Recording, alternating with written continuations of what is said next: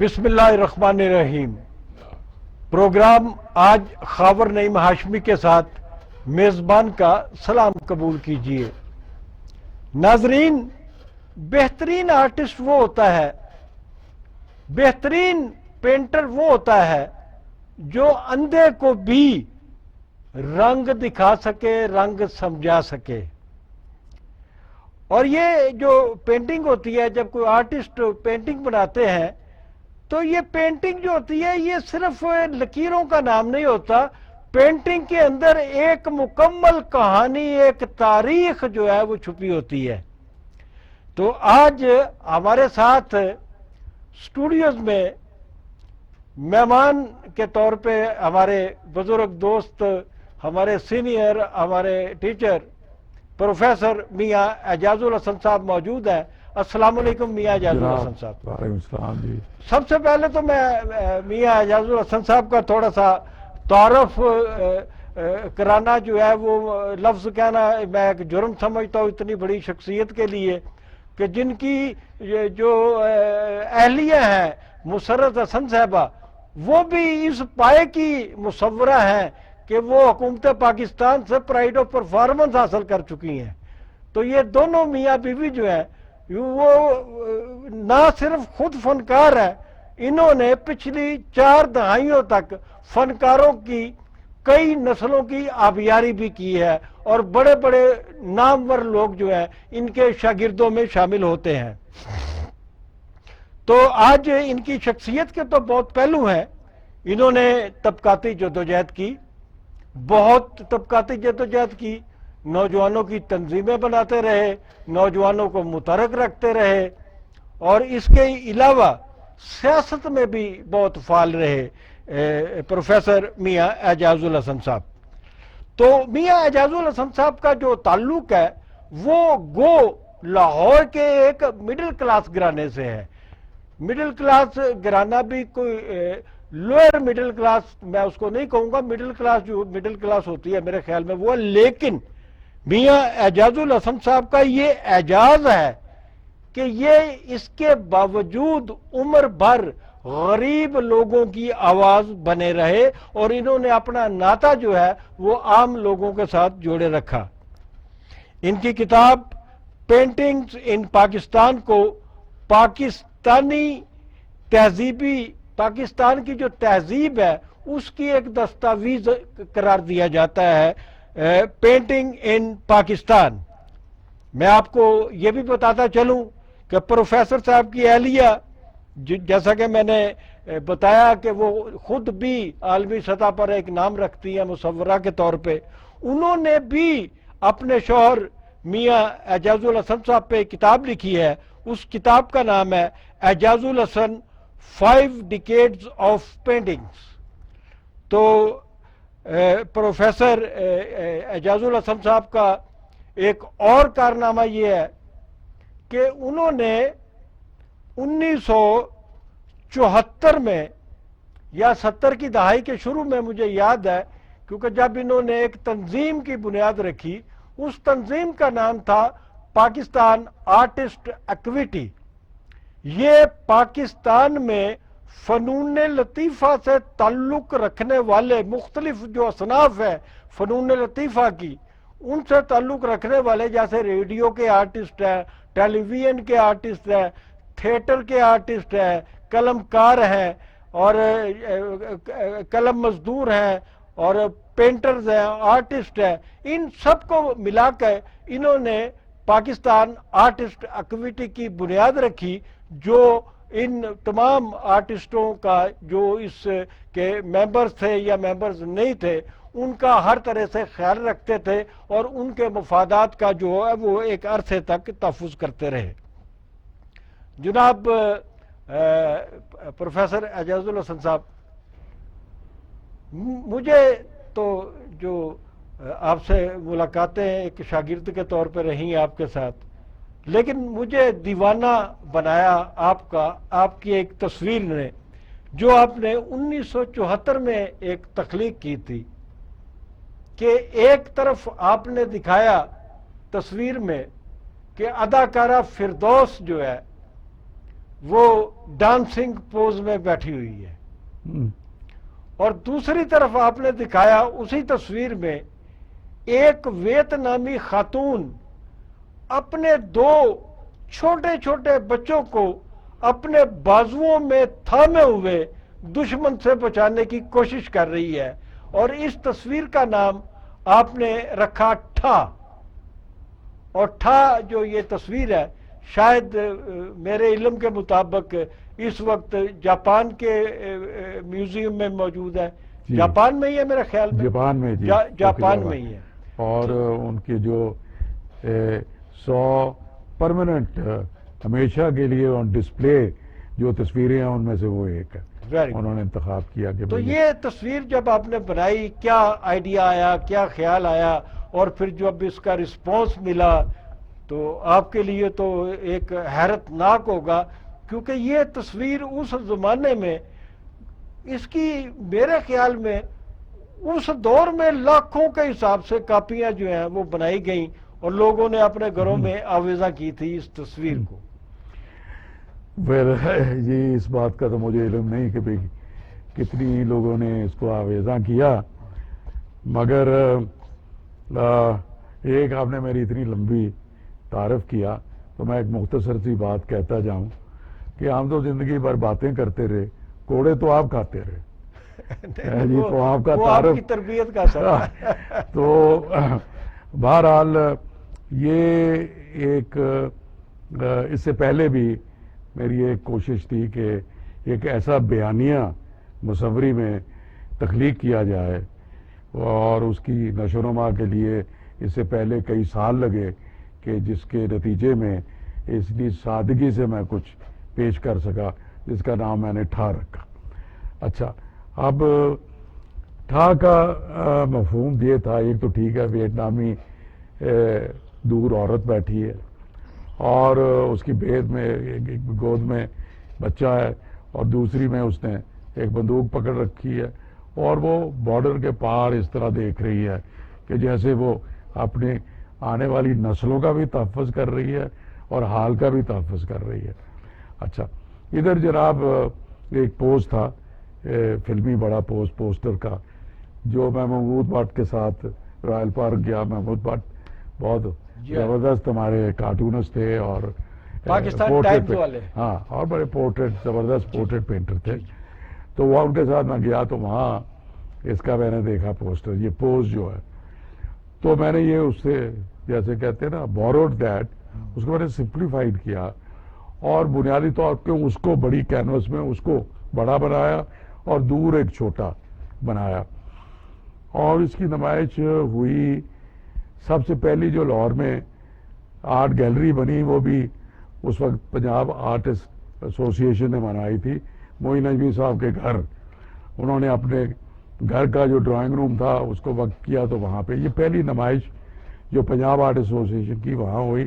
اور یہ پنجاب آرٹ ایسوسی ایشن جو ہے وہ بعد میں یہ آرٹسٹ ایکٹیویٹی سے پہلے تھی، یہ مدغم ہوئی نا تنظیمیں بیچ میں بن کے، وہ پھر آرٹسٹ ایکٹیویٹی جو ہے وجود میں آئی۔ اچھا، تو وہاں پہ ایک تو یہ گفتگو کرنے لگے بہت سارے نامور آرٹسٹ جو تجریدیت کو سمجھتے ہیں کہ ایسی چیز تجریدیت ہوتی ہے کہ عام آدمی کو سمجھ نہیں آنی چاہیے، نہیں آ سکتی، کیسے آ سکتی ہے؟ تو میں کہتا تھا کہ سب سے اعلیٰ تو وہ چیز ہے جو کسی کو بھی نہ سمجھ آئے۔ تو میں نے کہا اگر یہ مفہوم ہے تو ٹھیک ہے، یہ آپ کا مفہوم ہے۔ میں سمجھتا ہوں کہ بڑے جو شاعر ہیں اور ہمارے بڑے بڑے جو صوفی پوئٹس ہیں، اور میں نے کہا کہ وہ ہر آدمی کو نہ صرف سمجھ آتے ہیں بلکہ انہوں یاد کر رکھے ہیں، اور وہ وقت اور واقعات کے مطابق وہ ان کا کہہ بھی دیتے ہیں ان شعروں کو تاکہ تشریح کی جا سکے ان واقعات کی۔ تو میں نے کہا میری تو یہ کوشش ہے کہ بھئی کہ ایک سادہ بات کرنا بہت مشکل ہوتا ہے، اور ادھر ادھر کی باتیں ملا کے جس کا مفہوم کچھ بھی نہ لکھ لے تو اس سے آدمی آوازار ہی ہوتا ہے۔ ٹھیک ہے کہ آدمی کو اگر انگریزی نہ سمجھ آئے تو آدمی جو ہے کئی سو پرٹینڈ کرتے ہیں بڑی سمجھ آ رہی ہے، حالانکہ فیکٹ نہیں آ رہی ہوتی۔ آرٹ کا میں سمجھتا ہوں کہ اور شاعری کا اور تحریر کا اور تقریر کا بنیادی مقصد یہی ہے کہ جو ایک ٹیچر کا ہوتا ہے، I don't think the painter is a teacher کہ ٹیچ کرے، وہ تو اس کو پہلے سیکھنا چاہیے لوگوں سے، اور پھر جو اس دور کے اہم واقعات ہیں ان کے حوالے سے جو کہہ کے بات عام فہم ہے کسی حوالے سے بات کی جائے. گریٹ ناولسٹ اور گریٹ سٹوری ٹیلرز، اور اس کے بیچ میں بھی اور بڑی باتیں کرتے ہیں، کہانی سناتے مصور بھی تو سٹوری ٹیلر میں وہی تو کہہ رہا ہوں نا جی. تو بات یہ ہے کہ اگر آپ بچے کو انگیج نہیں کریں گے تو وہ بات آپ کی کیسے سنے گا ہے جی. تو وہ پھر پہاڑوں کی ردم ہی یاد کرے گا، پہاڑے نہیں یاد کرے گا کہ جی وہ واٹ اے نائس پینٹنگ ہے، یو نو آل چا سمجھ آئے نہ آئے تو وہ کہے گا تمہیں نہیں پتا یہ کیا ہے، کیا زبردست بات. تو میں پھر آتا ہوں ٹھا کے اوپر. تو میرے پاس کچھ ہاں کہ یہ گڑ کر رہے تھے کہ جی یہ تو پالیٹکس ہے جی، یہ تو آرٹ نہیں ہوتی، تو یہ یو نو یہ تو پوسٹر ہے. ہمارے ناظرین اس وقت پروفیسر اعجاز الحسن صاحب کی جو شورائے آفاق ایک تصویر ہے جس کا نام تھا ٹھا، وہ ہمارے ساتھ سکرین پہ دیکھ رہے ہیں. جی سر. تو وہ جناب تو ان کو میں نے بلایا، میں نے کہا یار آپ کیوں فکر مند ہو رہے ہو؟ پوسٹر جو ہوتا ہے اس کی ایک عمر ہوتی ہے. پوسٹر کا ایک مفہوم ہے کہ جناب وہ دنگل ہو رہا ہے اگلے جمعے 5 بجے، تو میں نے کہا ہفتے کو لوگ پھاڑ دیتے ہیں کہ اس کی ضرورت ہی نہیں رہتی. اور میں نے کہا اگر یہ پوسٹر ہوا تو لوگ پھاڑ دیں گے، آپ کیوں فکر کر رہے ہیں؟ تاریخ بتائے گی. تو تاریخ نے یہ بتایا کہ وہ پوسٹر نہیں تھا، وہ تو ایک جاپانی طریقہ انہوں نے میوزیم میں رکھا ہوا ہے، کوئی بات تھی. پھر میرے پاس آئیں خواتین، انہوں نے کہا جی یہ کمال ہے، ویتنام کی عورت کو آپ نے اس طرح پیش کیا ہے اور پاکستانی عورت کو آپ ایسے پیش کیا ہے. میں نے کہا کہ میں نے تو نہیں ایسے پیش کیا. میں نے کہا ویتنامی جو لوگ ہیں وہ اپنی عورت کو ویسے دیکھتے ہیں اور ہم پاکستانی لوگ اپنی عورت کو ایسے دیکھتے ہیں. یہ آپ اس کو ایسے دیکھ رہے ہیں کہ یہ ایک جنس کی ٹوکری ہے فار دی سیٹسفیکشن آف مین. تو وہ کہتے ہیں کہ مدر. آپ یہ کہہ رہے تھے کہ اگر جو پاکستان میں عمومی طور پہ خواتین کے حوالے سے جو مرد کی نظر ہوتی ہے وہ مرد کی نظر میں فطور نہ ہو تو یہی فردوس کی جو تصویر تھی یہ ویتنامی عورت کی تصویر کے طور پہ بھی اس کو کنسیو کر سکتا تھا. بس صحیح بات ہے. اور پھر یہ ہے کہ فلم بھی اس میں گانا تھا، کہاں سے آیا گانا جو تھا نا اس میں وہ گایا گیا، اس میں تھا ریفرین تھی تو میرے نال آ جا لگ جا ٹھا کر کے. تو ادھر اس کے ہاتھ میں بندوق تھی تو ٹھا کا میں نے کہا بڑا اچھا سینے نہ لگ جا ٹھا کر کے. تو ٹھا اس کا ٹائٹل یہ تھا کہ وہ ٹھا اور یہ ٹھا. تو اس قسم کی تھی، اس میں زیر بحث آئی تصویر اور کچھ یو نو. تو میں سمجھتا ہوں کہ بھئی کہ کوئی بھی آرٹسٹ ہے اس کو پہلی سطح کے اوپر لوگوں کی دلچسپی کا باعث بننا چاہیے تاکہ ان کی طرف آپ رجوع ہوں. مثال کے طور پہ ہوں تسی اگر پنجاب دے پنڈ جاندے ہو تو انگریزی تے نہیں بولتے، شستہ اردو تے نہیں بولتے، غالب دے شعر تے نہیں کہندے، اتنے جا کے تسی پنجابی بولتے ہو تاکہ انہوں نے سمجھ آ دیے. اور انہوں نے حوالے نال کوئی ہیر دا شعر کر دیتا، کوئی ککر تے لیر لڑکی ہوئی دا حوالہ دے دیتا وغیرہ. تسی سندھ جاندے ہو تے اتھے تانوں اگر سندھی نہیں آندی تے پھر تسی جیڑی کوئی language of communication is Urdu, تسی اردو بول سمجھو نا. مقصد بنیادی ہے کہ ایک دوسرے دے نال خیالات دا تبادلہ کیتا جائے اور اس طرح محبتاں ودیاں نے سمجھو نا کہ if you and you should respect other peoples, جو بھی ان کی ویلیوز ہیں، ان کا جو طریقہ ہے. اور تو یہ ایک جو ہے نا کہ میں سمجھتا ہوں کہ وہ آرٹسٹ، وہ شاعر جس کا سماجی مشاہدہ محدود ہے وہ اس کا فن بھی محدود اتنا ہی ہوتا ہے. غالب جو ہے غالب جی بڑے فنکار کے لیے سماجی مشاہدہ جو ہے بالکل should live his times. وہ ایکٹر ہو یا پینٹر ہو. وہ کیسے اگر وہ ایک ایکٹر دیکھتا نہیں یہ ایک وہ فلانا مچھا نہیں، تو میں تو ہر آرٹسٹ جو ہو تو میں کہتا ہوں پہلی بات اسٹوڈیو میں کہ ادھر آؤ، تمہارے جیب میں اسکیچ بک ہے تو میں نے کہا یار تو کیا تھا مطلب دیکھتا ہی نہیں تو کہ آپ بس میں سفر کرتے ہو، آپ کا کسی کا ناک اچھا لگا ہے، کسی کا بیٹھنے کا انداز ہے، تمہیں جلدی سے یہ نہیں کہ اس کی تم ڈیٹیل ڈرائنگ بناؤ، کوئی آپ کو درخت اچھا نظر آیا، پھول آیا، آپ اسکیچ کرتے جاؤ اور موج کرو. اٹس گریٹ پلیئر کہ بھئی آدمی نوٹس بناتا ہے. اسی طرح میں نے ایک پڑھا تھا کہ بھئی رائٹرز جو ہیں خاص طور پہ جنہوں نے افسانے لکھنے ہیں یا ڈرامہ لکھنا ہے، وہ اگر سفر کر رہے ہیں یہاں سے لئیے تک، تو راستے میں جو عام آدمی باتیں کرے گا کئی ایسی تشبیہ معاشرے ہوں گے، you should take it not them down, اور اس کا جو تحریر ہوگی وہ اس میں ایک بڑی وسعت اور ایک ریچنس پیدا ہوتی ہے، سمجھے نا بھائی. جس طرح شوکت صاحب کا ناول خدا کی بستی، کیا بات ہے، ایسے لگتا ہے کہ بھئی کہ بھی دیکھا ہوئے لگنے جاگلوس، ہاں مطلب گلیاں محلے پھر جاگلوس کیا زبردست. تو اپنا آگ کا دریا ایک اور حوالے سے مطلب ہے کہ بھئی یہ اور اداس نسلیں، یہ دیز آر گریٹ رائٹرز، اور افسانہ میں بھی آپ ایک مشاہدے کا پہلو نظر آتا ہے. آپ اس کے بعد آپ جھگڑا کرتے ہیں کہ جی سمبل نہیں ہونے چاہیے، یہ ڈرگ پا رہی ہے، فضول بات ہے. بات یہ ہے کہ محاورے اور تشبیہیں جو ہے وہ تو رب بھی دیتا ہے، سمجھو نا. تو پوائنٹ ہے کہ اس سے آپ بہت ساری چیزوں کو ایک امیج کے حوالے سے جوڑ لیتے ہیں، محاورے کے حوالے سے ایک سمبل. یہ بڑی رائٹرز میں بحث رہی ہے کہ یہ جناب آپ سیدھی کیوں نہیں بات کرتے. بھائی سیدھی بات، ایک تو بات ہے کہ ہر وقت ہوتا ہے للکارنے کا، اور کئی وقت ہوتے ہیں جب خاموشی سے بات کرنے کے وقت ہوتے ہیں، سمجھو نا. تو it depends on the times, on the audience کہ آپ بات کیا کر رہے ہو. اور دوسرا آپ پہلے یہ فیصلہ کریں کہ آپ تصویر بنا کس کے لیے رہے ہیں، آپ گیلری کے لیے بنا رہے ہیں، بیچنے کے لیے. اسی میں ایک سوال نکالتا ہوں. آج ہم 2020 میں زندہ رہ رہے ہیں، تو آپ کی یہ جو شاہکار تصویر تھا یہ 1974 میں تخلیق ہوئی. 1974 کا جو معاشرہ تھا اور آج کا جو معاشرہ ہے اس کو اس تصویر کے تناظر میں دیکھا جائے تو آج کیا آپ کو اس ایسی تصویر بنانے کی ضرورت محسوس ہو سکتی تھی، یا آج آپ کوئی تخلیق کرتے ہیں یا کر رہے ہیں تو آپ کا ذہن میں کوئی نقشہ اور ہوگا؟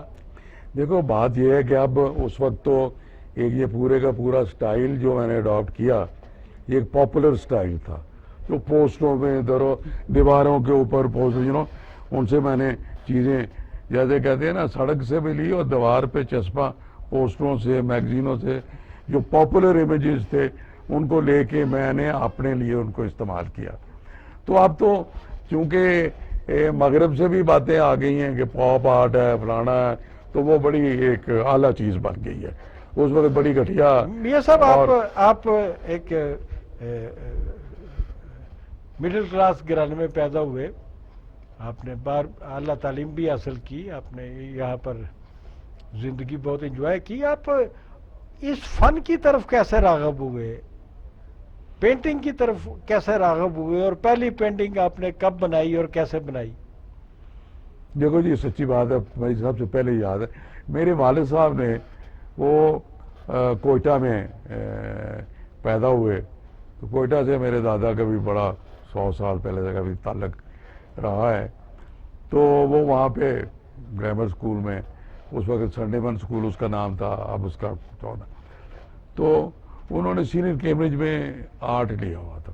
وہ پینٹنگ ان کی تو ایک آدھ مجھے، اور ان کا پینٹ باکس تھا مجھے ابھی تک یاد ہے دادا کا کہ میرے والد صاحب کا کہ مجھے ان کے بڑی اعلیٰ خوشبو لگتی تھی، واٹر کلر کا پوچھ تھا، وہ پینٹ کی خوشبو ہی بڑی اچھی لگتی. وراثت میں ملی؟ وراثت میں کوئی نہیں، آرٹ میں نہیں کرتا تھا، مگر مجھے اچھا لگتا تھا کہ ان سوکھے میں رانگڑ میں پانی ڈالوں، اور برش تھا اس کو ایسے کر کے پہلے یہ کروں.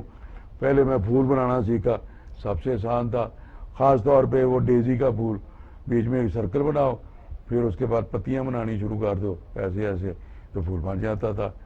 پھر میں نے بگلا بنانا شروع کیا اور لمبا لمٹین قسم کا جو ایک ٹانگ پہ کھڑا ہوتا ہے. تو اس طرح مجھے ویسے, اور میں آرٹ نہیں بنا رہا تھا ایسے. تو پھر جب میں اپنا بعد میں آئے کیا نام ہے, میں نے ایسن کالج میں بڑے اچھے ہمارے آرٹ ڈپارٹمنٹ تھا, اور خاص طور پہ وہاں معین نجمی ہمارے جو ماڈرنزم کے عنصر جو مصور تھے ان میں سے ان کا شمار تھا, اور وہ لٹرلی سیکٹری تھے اس گروپ کے جو کہتے تھے کہ بھئی لاہور آرٹ سرکل کے نام سے, جس میں شمزہ بھی تھا اور جس میں اپنا علی امام بھی تھا اور اس میں احمد پرویز بھی تھا اور صفدر بھی تھا, اور بھی لوگ تھے. اینڈ ہی واز ویری, تو ایک طرف سے تو میں بڑا متاثر تھا چغتائی سے اور میں نے بڑی بنائی بھی اس طرح. دوسری طرف سے میں نے امرتا شیرگل کی تصویریں دیکھی معین نجمی کے توسط سے, اس کے توسط سے ان سب سے میری ملاقاتیں ہوئی, دیکھا یہ کیا کام اور طرح کا کر رہے ہیں. تو میرے میں ایک جدت پیدا ہوئی, ہم نے بھی کوئی برش لگایا, کوئی انگلی کے سائے تصویریں بنانی شروع کی. جی چغتائی صاحب کے علاوہ اور کس سینئر سے آپ متاثر ہوئے یا ان سے سیکھا آپ نے؟ بنیادی طور پہ میرے میں نے تو خود دیکھا, میں نے بڑے پینٹروں سے, میں یہ نہیں ہے کہ بھئی آدمی کہ ایک سڑک پہ چلا گیا تو آخر میں چاہے وہ سمندر میں جا رہی ہے چلتا ہی جائے. آپ مختلف پگڈنڈیاں آپ نے اپنے من کے حوالے سے کرتے ہیں. تو اس لحاظ سے کہ میں کہوں گا کہ ایک تو میرے پہ معین نجمی کا پڑا, دوسرا خالد اقبال, وہ بھی ہمارے ٹیچر تھے ایشن کالج میں, بعد میں وہ میرے ٹیچر تھے national college fine art department Punjab university میں, کمال کے ٹیچر تھے. پھر وہ میرے کولیگ بھی تھے, ہم کٹھے نیشنل کالج میں. جب شاکر علی میں پہلے تو گورنمنٹ کالج میں انگریزی ڈپارٹمنٹ میں انگریزی پڑھاتا تھا, انہوں نے کہا کیا تم لگے ہو. پروفیسر صاحب, ایک مجھے پروڈیوسر صاحب کہہ رہے ہیں کہ چھوٹی سی بریک کا ٹائم ہوا ہے. ناظرین, چھوٹا سا ایک وقفہ.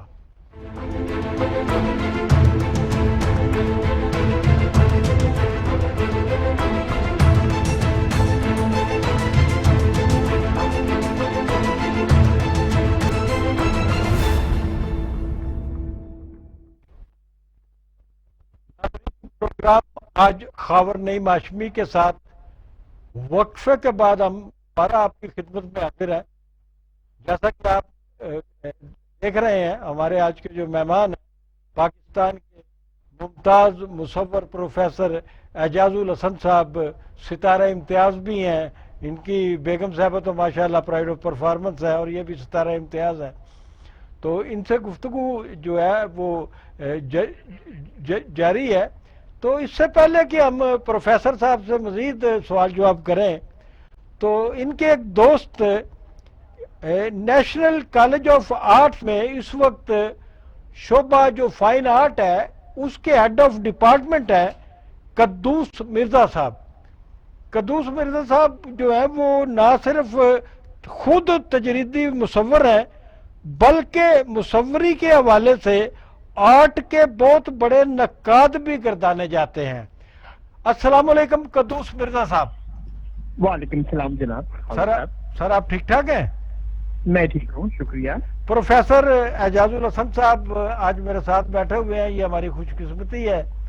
تو میں نے سوچا کہ ان کی خدمات جو ہیں, ایک طویل خدمات آرٹ کے شعبے میں, پینٹنگ کے شعبے میں, ان کو خراج تحسین پیش کیا جائے, ان سے سوال جواب کیے جائیں. تو میری آپ سے گزارش ہے کہ آپ ان کے فن کے بارے میں کچھ تفصیل سے, جو چونکہ آپ نقاد ہیں اور نقاد کے طور پہ ہی ان کے فن کو جو ہے وہ ہم تک ذرا پہنچائے. دیکھیں, میں اپنی بات تو نہیں کرتا, لیکن ان کی ایک پینٹنگ تھی جو کہ 1972 میں بنائی تھی انہوں نے, اس کا نام تھا رائفل بٹ. جی, انڈیا میں ایک ایگزیبیشن تھی 2005 میں. اچھا. تو میں وہاں پہ وہ لے کے گیا, ان کے کام وہاں پہ ایگزیبٹ جب کیا تو انڈیا میں پاکستانی آرٹ کے بارے میں خاص طرح کا ان کا رویہ ہے اور ان کی خاص طرح کی اپروچ ہے اس کے بارے میں. لیکن وہاں پہ وہ اس پینٹنگ دیکھ کے لوگ اتنے حیران ہوئے, اور ایک آرٹ کرٹک وہاں پہ خاتون, بڑی مشہور آرٹ کرٹک تھی, اس نے کہا کہ اچھا مجھے نہیں پتا تھا کہ پاکستان میں 1972 میں لوگ اس طرح کے کام کرتے تھے. اینڈ آئی تھنک وہ ایک کامنٹ ہے, لیکن ان کے میاں اعجاز الحسن صاحب کے جو کام ہیں ان کو جب آپ دیکھتے ہیں پرانے کاموں کو بھی, وہ آج بھی نئے نظر آتے ہیں. وجہ اس کی یہ ہے کہ نہ صرف ان کی کام کی ٹیکنیک فرق ہے, لیکن جو ان کی کنسرنز ہیں, جو جن کاموں جو اپنے حالات کے بارے میں, اپنے ان کے جو موضوعات ہیں, اس کے علاوہ جس نظر سے وہ دیکھتے ہیں چیزوں کو, چاہے وہ ایک رومال ہے, چاہے وہ ایک گلاس ہے, چاہے وہ درخت ہیں, پتے ہیں, نیچر کے ایلیمنٹ ہیں, لوگ ہیں, پروٹیسٹ کرتے ہوئے لوگ ہیں, ان کو دیکھنے کا جو طریقہ ہے, اور جب ہم کسی آرٹسٹ کے دیکھنے کے طریقے کو کہتے ہیں تو اصل میں اس کو بیان کرنے کا طریقہ اور دیکھنے کا طریقہ ایک ہی ہوتا ہے. کیونکہ جب ہم آرٹسٹ بات تو نہیں کرتا, لیکن آرٹسٹ اپنے کام کے حوالے سے اپنی بات کو پہنچاتا ہے, تو وہ ان کا جو بیان کرنے کا طریقہ, جو کہ ان کے دیکھنے کا طریقہ ہے, وہ اس قدر فرق ہے اپنے ہم عصروں سے, اور کہ ہمیں وہ محسوس ہوتا ہے کہ ایک حساس آرٹسٹ ہے, اس کے علاوہ وہ اپنے کام کے اندر جس طرح سے ان کو کام پہ گرفت ہے, رنگ پہ گرفت ہے, رنگ کو وہ انجوائے کرتے ہیں, تو وہ ان کے کام میں مختلف جہتیں ہیں. ایک طرف ہمیں معاشرے کے بارے میں بھی کامنٹ نظر آتا ہے, ایک طرف نیچر کے آبزرویشن بھی نظر آتی ہے کہ جس طرح وہ چیزوں کو دیکھتے ہیں, اتنے بہت محویت سے دیکھتے ہیں, بہت قریب سے دیکھتے ہیں, بہت گہرائی میں جا کے دیکھتے ہیں, اور بہت ڈفرینٹ طریقے سے دیکھتے ہیں, جو کہ ایک آرٹسٹ کے لیے بہت ضروری ہے. کیونکہ ہم تو ایک بہت سارے لوگ جب ایک رنگ کو دیکھتے ہیں یا ایک منظر کو دیکھتے ہیں, یا ایک یہ میں تو نیچر کی بات کر رہا ہوں جو کہ ہماری آنکھ کے سامنے ہیں, لیکن جب ایک سچویشن کو بھی دیکھتے ہیں, حالات کو جس طرح سے دیکھتے ہیں, یہ ایک معاشرتی مسئلے کو جس طرح سے دیکھتے ہیں, وہ ان کا دیکھنے کا طریقہ ایک بہت لگا بھلا ہوتا ہے. لیکن پروفیسر اعجاز الحسن کا طریقہ جو دیکھنے کا ہے وہ بالکل ایک نیا ہے, کیونکہ اس میں وہ ایک نئے انداز سے اس کے اندر ایک نئی جہت دریافت کرتے ہیں. اور ہوتا یہ ہے کہ وہ جو درخت ان نے پینٹ کیا ہے, یا جو ایک اسٹل لائف جو ارینجمنٹ پھولوں کی یا مختلف جو آبجیکٹس ہیں ان کی جو ارینجمنٹ ہے وہ ختم ہو جاتی ہے, وہ پھول ختم ہو جاتے ہیں, وہ درخت ختم ہو جاتے ہیں, وہ ہو سکتا ہے معاشرتی مسئلہ بھی ختم ہو جاتا ہو. جیسے کہ ان کی وہ جو پینٹنگ تھی, جو تھا ایک پینٹنگ تھی جو کہ انہوں نے ویتنام کی جنگ کے بارے میں کی, پھر امریکن جو استعمار تھا, امپیریلزم, اس کے بارے میں جو کام کیا اس زمانے کا 60s کا 70s کا کام, یا جو ایک پیپلز پارٹی کی بھٹو کے شہادت کے بارے میں جو موضوعات تھے, وہ حالات بدل گئے, وہ لوگ چلے گئے, وہ معاشرتی موضوعات جو ہے وہ تبدیل ہو گئے, لیکن جو ان کے دیکھنے کا طریقہ ہے, جس طرح سے انہوں نے ان کو دیکھا, وہ آج بھی ان کو زندہ رکھتے ہیں. وجہ اس کی یہ ہے کہ وہ سوری آپ کی بات میں کاٹ رہا ہوں. وجہ اس کی یہ ہے کہ وہ اس کو سطح پہ نہیں دیکھتے, اس کی گہرائی میں جا کے اس کی جو جزیات ہیں یا اس کا جو اسٹرکچر ہے اس کو ہم سامنے لے کے آتے ہیں کسی اور طرح کا.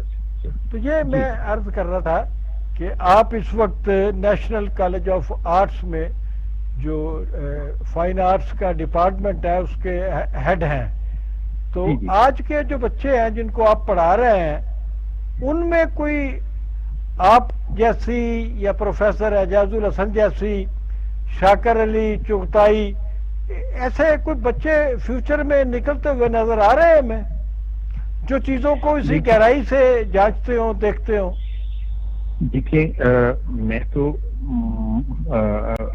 مستقبل کے بارے میں تو کچھ نہیں کہہ سکتا, لیکن میں تو جو ابھی پریزنٹ ہے, جو آج کا وہ موضوع منظر ہے, میں اسی کے بارے میں کہہ سکتا ہوں, حال کے بارے میں, کہ لوگ جو ہیں آج بھی بہت اسٹوڈنٹ جو ہوتے ہیں وہ گہرائی میں سوچتے ہیں ان چیزوں کے بارے میں، ان کے بارے میں ان کے رویے بہت سنجیدہ ہیں، ان کے کام کرنے کے طریقے بالکل فرق ہیں.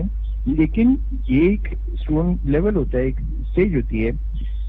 ہمارا یہ ہے کہ جب آپ اس اسٹوڈنٹ لائف سے نکلتے ہیں پھر کیا ہوتا ہے، اصل امتحان جو زندگی کا وہ شروع ہوتا ہے. جب آپ کالج سے باہر نکلتے ہیں پھر آپ اپنے آپ کو sorry I am interrupting you. میں یہ پوچھنا چاہتا ہوں کہ آج ہم جہاں کھڑے ہیں، پاکستان کی قوم جہاں کھڑی ہے، اور ورسٹ میرا خیال ہے کہ پاکستان کی تاریخ کا ایک ورسٹ دور ہے، مہنگائی کے حوالے سے، بے روزگاری کے حوالے سے، غربت کے حوالے سے، بے شمار یہ جو ایشوز ہیں اس وقت پاکستانی قوم کے، جو ان کے گلے کی ہڈی بنے ہوئے ہیں، اور نہ سانس اندر جا رہا ہے نہ سانس باہر آ رہا ہے، اس پر آج کے بچے جو ہے کوئی پینٹنگز بنا رہے ہیں.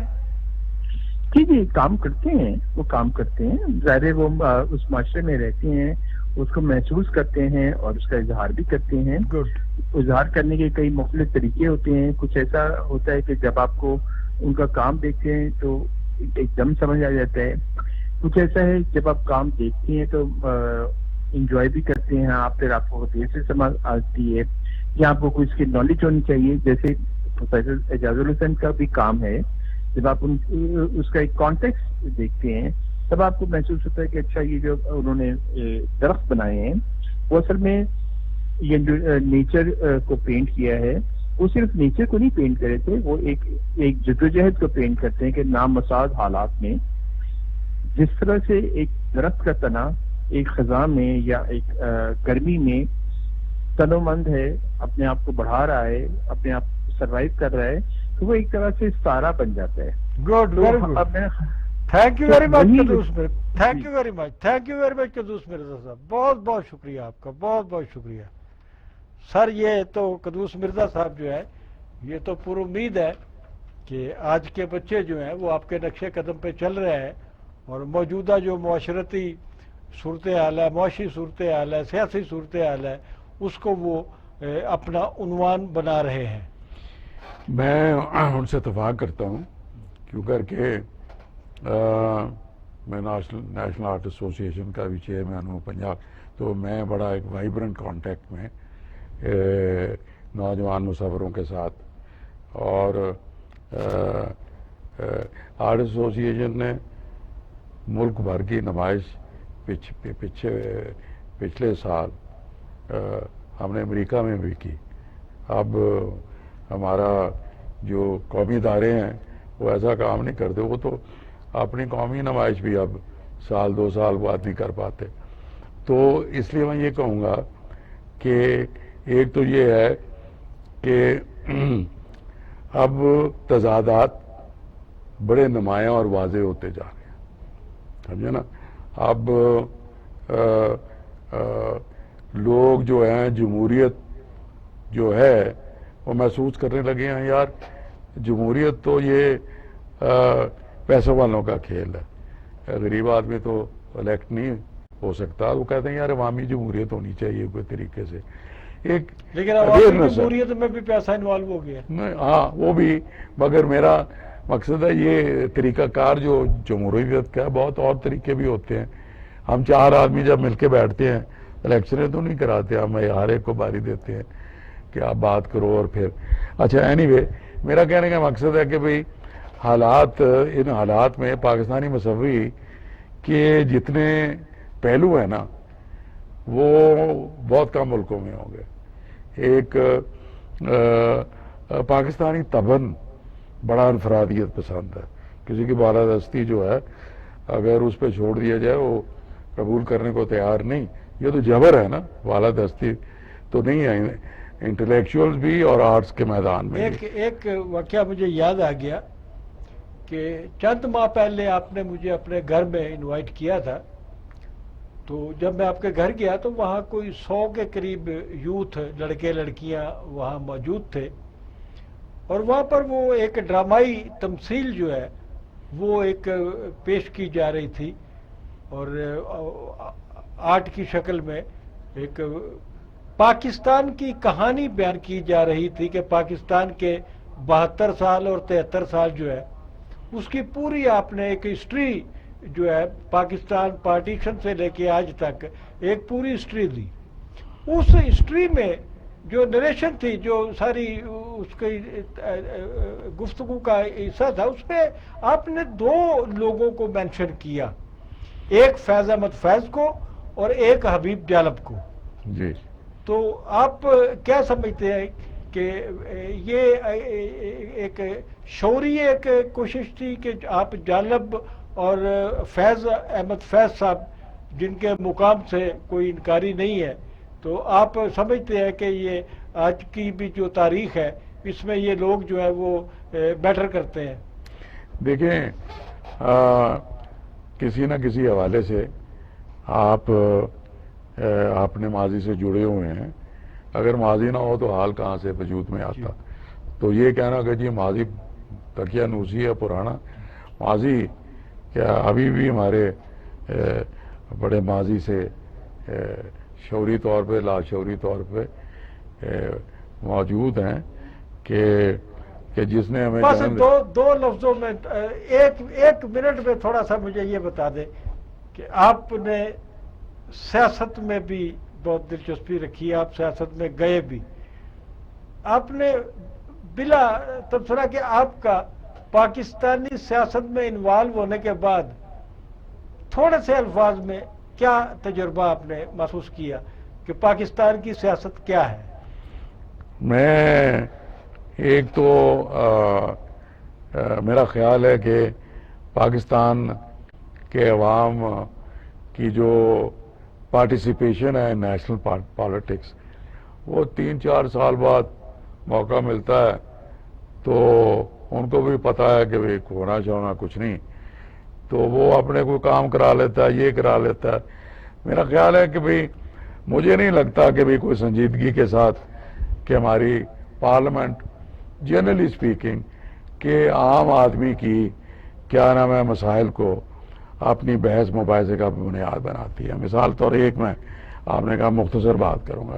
آپ کو پتہ ہے کہ وادی سندھ دنیا کی سب سے بڑی وادی ہے، جو پہلے اگریرین ریولوشنز آئی دریائے نیل کے یا دجلہ فرات کے ٹائگرس کے اوپر میسوپوٹیمیا میں یا یہاں، اس میں سب سے بڑی وادی جو یہ تھی کہاں سے چلتی ہے.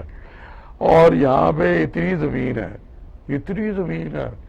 مطلب کہ یہاں پہ آپ کو جنگل نہیں کاٹنے پڑتے کہ وہاں پہ کوئی چیز اگائی جائے.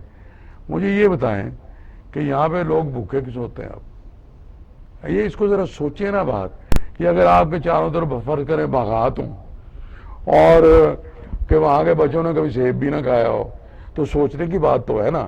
تو باقی باتیں جو افاقی ہیں وہ اپنی جگہ، ٹیسٹ آف دا انگریزی میں محاورہ ہے جمہوریت جس قسم کی آج ہے، تو آپ کے خیال میں ماضی میں بھی جمہوریتیں جو تھی وہ اس جمہوریت سے کچھ زیادہ میں یہ سمجھتا ہوں کہ یہ جس طرح ایک ٹریڈ یونین انقلاب تو نہیں برپا کرتی مگر وہ مزدوروں کے حقوق کا تحفظ کرتی ہے.